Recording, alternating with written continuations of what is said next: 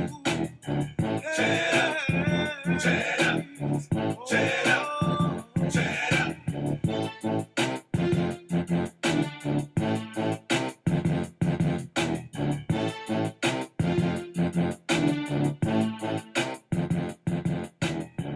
feel a little preachy this morning. I think I need to preach to myself. So this sermon that I'm going to preach this morning might have to do for me, or maybe for me this morning. Or maybe you can tune into this and listen to this. But I'm looking at the book of Luke chapter 13, where God is talking in verse 6, a parable of a barren fig tree, a barren fig tree. And listen to this text, listen to this verse here. And he told this parable: a man had a fig tree that was planted in his vineyard. He came looking for fruit on it, and he found none.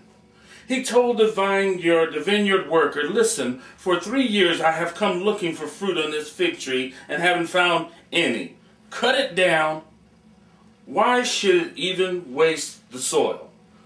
But he replied to him, "Sir, leave it for this year also, until I dig around it and fertilize it. Perhaps it will bear fruit next year. But if not, you can cut it down." This is probably a metaphor, probably for myself, as we're planted in ugly places, places that don't look nice, places that stink, that we think that we're not doing very much. And God comes and returns and looks and sees that we haven't produced nothing where we are.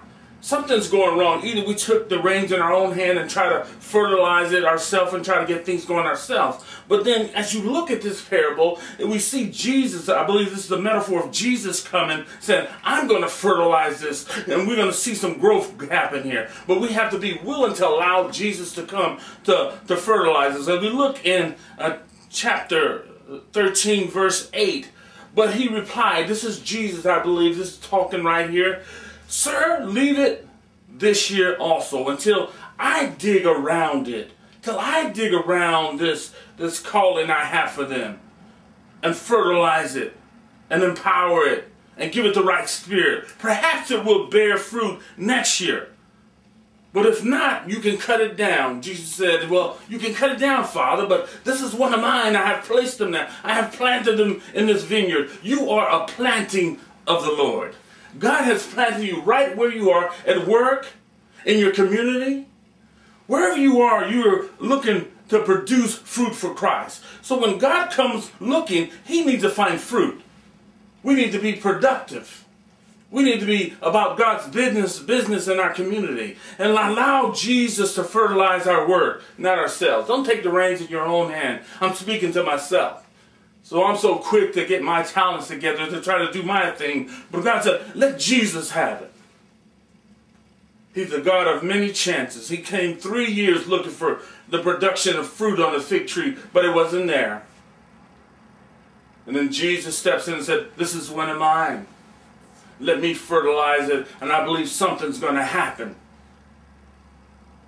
I believe something's going to happen here at the Lifehouse as Christ comes and fertilizes this work here at the Lifehouse. As you can see from some of the beautiful pictures back here, what's happening at the Lifehouse, God's getting ready to do something very powerful. I hope you want to be a part of that. We've given God the reins here at the Lifehouse. This is his house, where he's going to produce fruit here for the men who's going to be here, where they can become productive, where they can go back to their homes and reconcile with their families, and they become productive. And they keep producing. And keep producing fruit. So when God returns, he can say to us, "Well done, good and faithful servant." God bless you and keep you. Keep producing for Christ. He loves you. Let him fertilize your work. Let him plant you where he wants you to be at. Right where you are, God is expecting you to produce. Go forward and produce for Christ. God bless you.